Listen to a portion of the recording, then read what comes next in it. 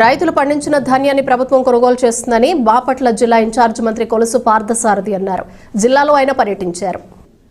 కొనుగోలు కేంద్రాల నుండి ధాన్యం కొనుగోలు చేసిన రెండవ రోజు రైతుల అకౌంట్లో డబ్బులు పడుతున్నాయని ఈ సందర్భంగా ఆయన అన్నారు.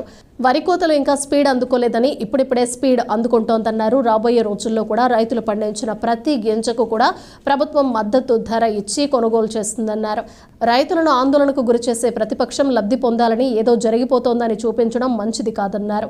రాజకీయ లబ్ధి పొందాలని చాలా సృష్టిస్తున్నారని ఈ కార్యక్రమంలో మంత్రి గొట్టిపాటి రవికుమార్, వేమూరి శాసనసభ్యులు నక్కా ఆనంద్ బాబు, జిల్లా సంయుక్త కలెక్టర్ ప్రఖర్ జైన్, వివిధ శాఖల అధికారులు, నాయకులు, కార్యకర్తలు తదితరులు పాల్గొన్నారు. జిల్లా ఇన్ఛార్జి మంత్రివర్యులు కొలుసు పార్థసారథి గారు, జిల్లా మంత్రివర్యులు గొట్టిపాటి రవికుమార్ గారు మన ప్రాంతంలో ధాన్యం కొనుగోళ్లు ఏ విధంగా జరుగుతూ ఉన్నాయి, రైతాంగం